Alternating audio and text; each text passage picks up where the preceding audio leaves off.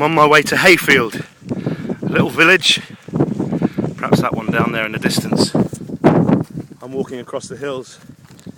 My great-grandmother used to walk to Hayfield every day, probably along what is now the main road over to the left of me.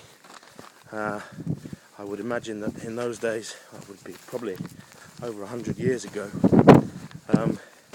it wouldn't have been as busy with traffic, even horses and carts, but she had to walk to work every day, 7 miles there and 7 miles back. Apparently she had the most beautiful feet, so I hope that after all the walking that I'm doing, my feet are still in good nick. But yeah, 14 miles a day, and that was before doing a full day's work in a mill. I believe she worked in a cotton mill, which was owned by the Woods family, Samuel Wood. And the Woods family went on to own Arsenal Football Club, which is a little way away from here. Obviously didn't feel like investing in Manchester United at the time, even Manchester City. So we're on our way to Hayfield, and I think that puts it into some kind of context. You think that even today people have to walk a similar distance, anything up to beyond 20 kilometres, to get water before they can start their day. So these people have got some real stamina, real backbone, having to walk that kind of distance before they can even go about their day's work. So that was the scenario for my great-grandmother, and it's still the case for lots of people in today's world, having to get water before they can go about their other business. The other thing I believe is true about Hayfield is that if you go into the churchyard there, the gravestones around the church have some interesting names on them.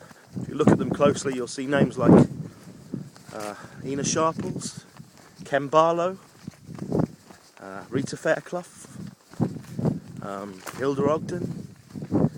I'm not sure which ones exactly, but apparently Tony Warren, whoever it was that came up with the idea for Coronation Street, got the names of his characters from the gravestones in the churchyard.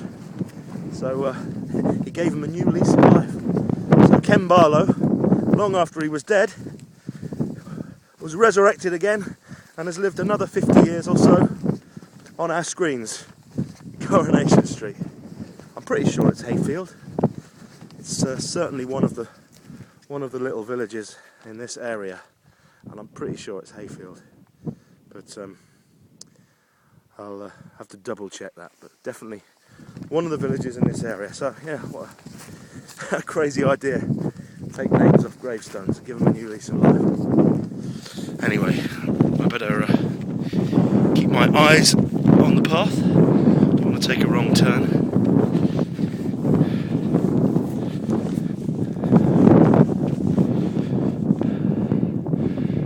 Yeah, it's kind of crazy to think of these hills full of lights in the middle of the Second World War in the 1940s.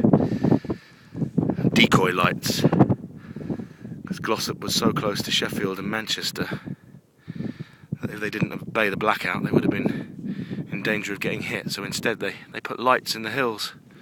So I suppose if you lived on a farm like that one over there, or that one over there, you were probably in more danger of getting hit than you would have been if you were in the town itself. I'd be a little bit concerned. Oh well. All those great ideas that we came up with to con the Jerrys